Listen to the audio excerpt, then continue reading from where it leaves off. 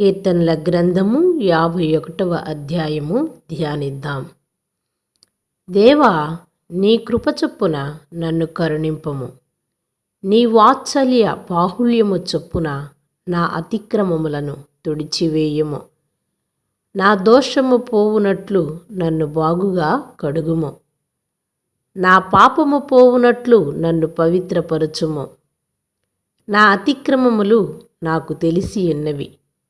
నా పాపం ఎల్లప్పుడూ నా ఎదుటనున్నది. నీకు కేవలము నీకే విరోధముగా నేను పాపము చేసి ఉన్నాను. నీ దృష్టి ఎదుట నేను చెడుతనము చేసి ఉన్నాను. కావున ఆజ్ఞ ఇచ్చునప్పుడు నీవు నీతిమంతుడవుగా అగపడుదువు. తీర్పు తీర్చునప్పుడు నిర్మూలుడవుగా అగపడుదువు. నేను పాపములో పుట్టినవాడను. పాపములోనే నా తల్లి నన్ను గర్భము ధరించెను. నీవు అంతరంగములో సత్యము కోరుచున్నావు. ఆంతర్యమున నాకు జ్ఞానము తెలియజేసిదవు. నేను పవిత్రుడగునట్లు హిస్సోపుతో నా పాపము పరిహరింపుము. హిమము కంటెను నేను తెల్లగా ఉండునట్లు నీవు నన్ను కడుగుము.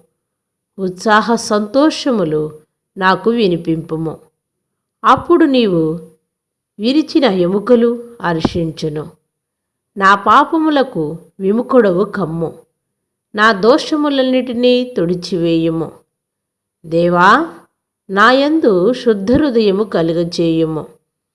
నా అంతరంగములో స్థిరమైన మనస్సును నూతనముగా పుట్టించుము. నీ సన్నిధిలో నుండి నన్ను త్రోసివేయకము. నీ పరిశుద్ధాత్మను నా యొద్ద నుండి తీసివేయకము. నీ రక్షణానందము నాకు మరలా పుట్టించుము. సమ్మతిగల మనస్సు కలుగజేసి నన్ను దృఢపరచుము. అప్పుడు అతిక్రమము చేయువారికి నీ త్రోవలను బోధించెదను. పాపులను నీ తట్టు తిరుగుదురు. దేవా, నా రక్షణకర్తయగు దేవా, రక్తపారాధము నుండి నన్ను విడిపింపుము. అప్పుడు నా నాలుక నీ నీతిని గురించి ఉత్సాహగానము చేయును. ప్రభువా, నా నోరు నీ స్తుతిని ప్రచురపరుచునట్లు నా పెదవులను తెరువుము. నీవు బలిని కోరువాడు కావు.